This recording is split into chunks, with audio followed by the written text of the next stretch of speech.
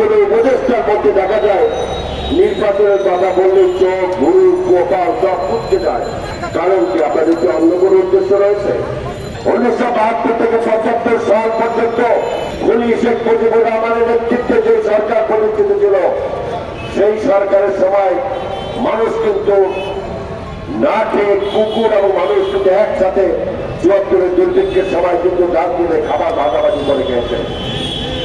মানুষের অর্থনৈতিক কোন সামর্থ্য ছিল তাদের নিজেদের মিনিমাম সম্মান মর্যাদা পদ দিয়ে বেঁচে থাকার মতো।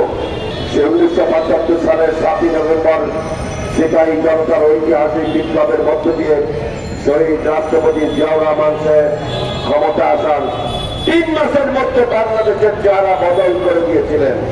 আজকে 5 মাস পরেও আমরা যদি বলি এই যে যারা দরিদ্র মানুষ তাদের ক্রয় ক্ষমতার বাইরে তাদের নেতৃত্ব দিলে দ্রব্যমূল্য এর জবাব কিন্তু আপনারা দিতে পারবেন না। সর্বপ্রথম উচিত ছিল সাধারণ গরিব দরিদ্র মানুষের নাগালের মধ্যে ক্রয় ক্ষমতাকে নিয়ে আসা, সেটা কিন্তু আপনারা ব্যর্থ হয়েছেন। 522 জন ক্যান্টনমেন্টে বন্দী থাকা আওয়ামী লীগের সাবেক মন্ত্রী এমপিরা এটা ক্যান্টনমেন্ট থেকে বিবৃতি দিয়ে বলা হয়েছে। সেই লোকগুলো কোথায় আমরা কিন্তু জানতে চাই।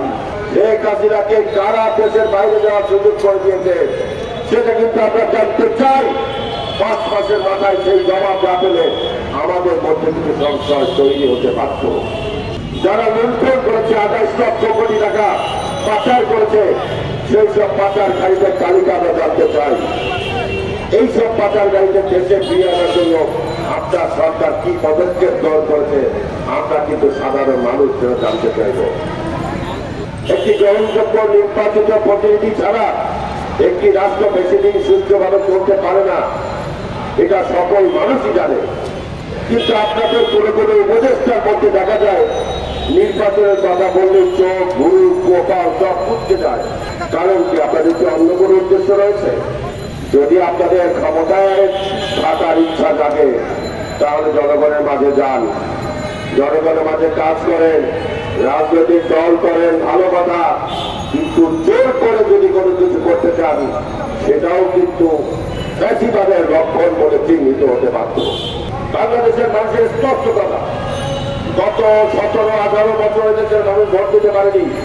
35-40 বছরের যুবক সে আজ পর্যন্ত কোনদিন স্বাধীনভাবে ভোট দিতে পারেনি। তাদের ভোটের অধিকার প্রতিষ্ঠা করতে হবে। ভারপ্রাপ্ত চেয়ারম্যান জনাব তারেক রহমান সাহেব তারা বাংলাদেশে আন্দোলন পরিচালনা করতে গিয়ে বলেছেন আপনি বিএনপির হাতকে শক্তিশালী করুন, তার হাতকে শক্তিশালী করুন মানুষের ভোটের অধিকার ফিরিয়ে দেওয়ার জন্য।